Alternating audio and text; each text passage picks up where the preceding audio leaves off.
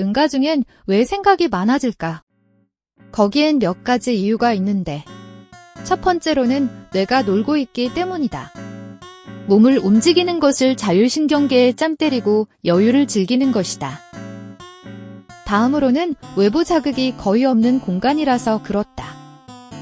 혼자 있는 공간에 소음과 대화가 거의 없으며 해야 할 일이 없으니 명상이나 샤워를 할 때와 비슷한 환경인 것이다. 마지막으로 바쁜 현대인의 몇 안 되는 아무것도 안 하는 시간인지라 강제로 부교감신경이 활성화되어 휴식 상태가 되는 것이다. 사람은 몸의 뼈가 어느 정도 골절되면 사망할까? 나텐토의 어느 캐릭터는 몸에 부하를 주는 기술을 사용하고서 뼈가 바스러져 사망 직전까지 간다. 그렇다면 뼈가 어느 정도 골절되었단 것일까? 사람 몸에는 뼈가 206개 있는데 대충 퍼센트로 어떻게 되는지 알아보자면 5%부터 이미 합병증에 걸릴 수 있고 10%는 출혈에 이어 쇼크 위험이 증가한다. 20% 부근에서는 이미 죽은 상태와 다를 바가 없다고 한다. 사실 실제로는 어디가 부러졌는지가 훨씬 중요하다. 두개골 골절 시 뇌 손상이, 경추 골절 시 호흡정지가, 골반 골절 시 대량 출혈이, 대퇴골 골절 시 내부 출혈이 마중 나온다. 퍼센트와 상관없이 훅 할 수 있다는 것이다. 사람은 왜 바쁘게 사는 걸까? 수명과 관계가 있는 걸까? 평균 수명이 100살에서 150살 정도인 갈라파고스 땅거북은 개 느리게 자라고 개 느리게 산다. 이는 250살에서 300살까지 사는 그린란드 상어도 마찬가지다. 두 동물은 사람보다 성장도 느리고 행동도 느리다.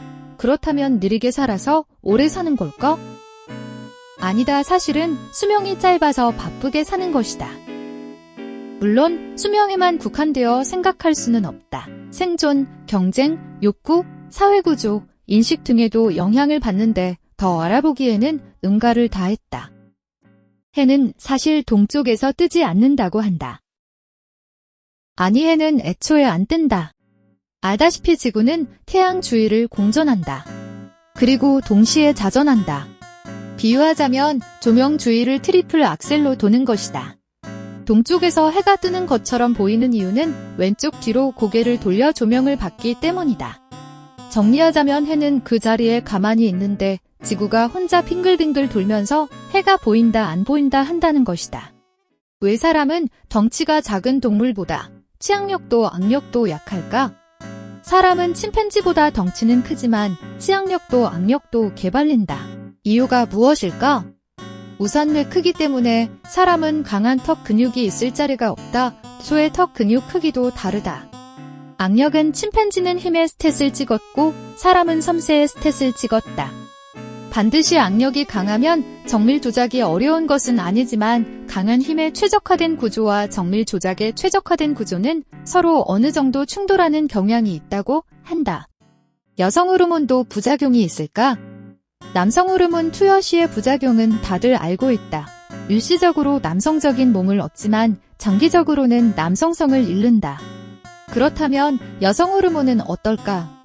우선 남성에게 여성 호르몬을 투여하면 피부 미용과 여성적인 몸선, 채모 성장 속도 감소의 효과를 얻는다.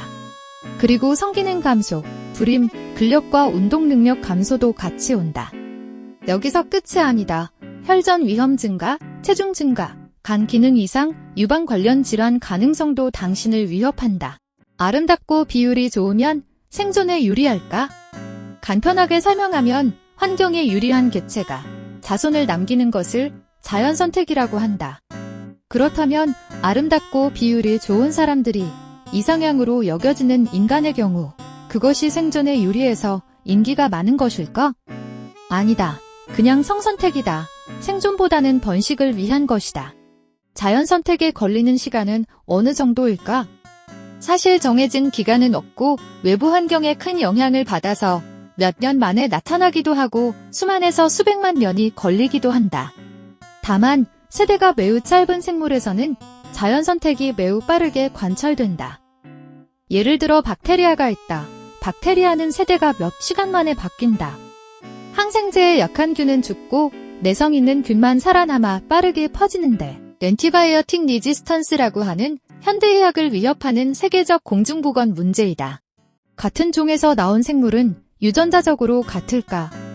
예를 들어 고래와 하마는 공통조상에서 분리되었다. 공통조상에서 나왔다는 건 유전자가 같다는 게 아닐까? 아니라고 한다. 공통조상에서 갈라진 뒤에도 DNA는 계속 변한다고 한다. 염기 하나가 바뀌고 DNA 일부가 삽입되고 일부가 삭제되고 이것이 오랜 기간 동안 축적된다. 그렇게 고래와 하마는 DNA의 10%가 달라졌다. 메타몬 같은 건 줄 알았는데 돼지는 사실 뚱뚱하지 않다. 아니 뚱뚱하기는 한데 뚱뚱하기만 하진 않다. 흔히 몸무게가 많이 나가는 사람한테 돼지라 한다. 이것은 오히려 돼지에게 모욕적인 말이다. 물론 돼지도 체지방률이 15에서 25%로 뚱뚱하지만 근육량도 40에서 50%로 지방 밑에 근육이 가득하다. 그러니 이제 몸무게가 많이 나가는 사람한테는 체지방률이 30에서 50%인 물개라고 놀리는 게 바람직하다. 음악을 들으면 왜 감정이 변할까? 첫 번째로 음악을 들으면 뇌의 보상회로가 활성화된다. 측자액이 활성화되면서 도파민이 분비되는 것이다. 다음으로 감정을 처리하는 뇌 영역도 직접 자극한다. 편도체가 활성화되면 슬픔을, 해마가 활성화되면 추억을 느낀다. 또한 템포와 리듬이 몸의 생리 상태에도 영향을 준다. 빠른 음악은 심박수를 증가시키고 느린 음악은 심박수를 감소시킨다.